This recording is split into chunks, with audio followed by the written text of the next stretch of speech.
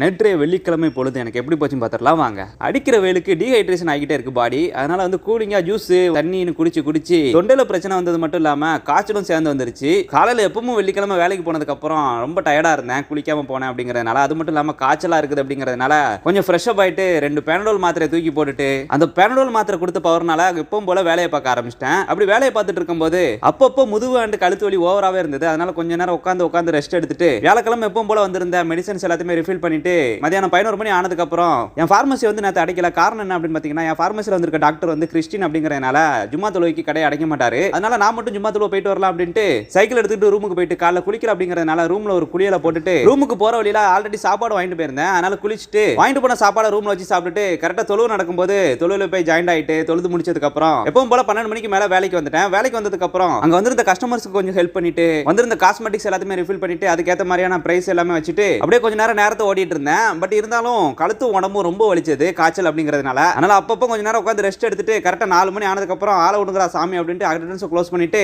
டயர்டோட ரூமுக்கு விறுவிறுன்னு போயிட்டு ஒரு தூக்கத்தை போட்டவன் தான். கரெக்டா ஒரு 5:45 மேல நம்ம பாய் வந்து எனக்கு கால் பண்ணியிருந்தாரு. இந்த மாதிரி டீ உடைய சாப்பிட போறோம், நீங்க வாரீங்களா பாய் அப்படின்ட்டு. சரி இதோ வந்துடுறேன் அப்படின்ட்டு ஃப்ரெஷ் அப் ஆயிட்டு நேரா பொடி நடையா நடந்து டீ கேஷ்ல அப்படிங்கிற கடையில போயிட்டு 2 உளுந்த வடையும் ஒரு டீயும் சட்னி வச்சு சாப்பிட்டுட்டு அப்படியே பாயோட கதை பேசிக்கிட்டு மீனால இருக்கிற நெஸ்டோக்கு போயிட்டு அங்க போயிட்டு ஒரு சின்ன பர்ச்சேஸை முடிச்சுட்டு அப்படியே அங்க இருந்து திரும்பி மறுபடியும் தம்மாம் வந்தாச்சு. தம்மாம் வந்ததுக்கு அப்புறம் எனக்கு எதுவும் வேலை இல்லை அப்படிங்கறதுனால நான் அப்படியே இறங்கிக்கிறேன் அப்படின்னு சொல்லிட்டு தம்மாம்ல இறங்கிக்கிட்டு அப்படியே பொடி நடையா பாட்டு கேட்டுக்கிட்டே நடந்து போயிட்டு இருக்கும்போது சரி சாப்பிடலாம் அப்படின்னு தோணுச்சு. என்ன சாப்பிடலாம்னு யோசிக்கும் போது இன்னைக்கு வெஜிடேரியனாவே சாப்பிடலாம் அப்படின்ட்டு பொடி நடையா நடந்து லூலு மால் போயிட்டு அங்க இருக்கிற சரவண பவன்ல மினி இட்லி அண்ட் ஒரு ஃபில்டர் காஃபியும் குடிச்சிட்டு அப்படியே கொஞ்ச நேரம் சுத்திட்டு நடந்து வாக்கிங்ல அப்படியே ரூமுக்கு வந்தவன் தான். நைட் 12 மணி ஆச்சு ரூமுக்கு வர்றதுக்கு. அப்படி ரூமுக்கு வந்ததுக்கு அப்புறம் ஒரு தூக்கத்தை போட்டேன். முரட்டத்தனமா ஒரு தூக்கம் வந்தது. ஆனா காலையில எந்திரிக்க லேட் ஆயிட்டு அப்படிங்கறதுனால விறுவிறுன்னு கிளம்பி அதே டயர்ட்னஸோட பார்மசிக்கு வேலைக்கு வந்துட்டு எப்பவும் போல ஃப்ரெஷ் அப் ஆயிட்டு அடுத்த நாள் வேலையை பார்க்க ஆரம்பிச்சிட்டேன். நேத்து வெள்ளிக்கிழமை எனக்கு இப்படிதான் போச்சு. உடல்நல குறைவால பெருசா சொல்லிக்கிறதுக்கு ஒண்ணுமே இல்லாம ஒரு வெறுமையோட தான் போச்சு. உங்களுக்கு எப்படி போச்சு அப்படிங்கறத மறக்காம கமெண்ட் பண்ணிட்டு போங்க.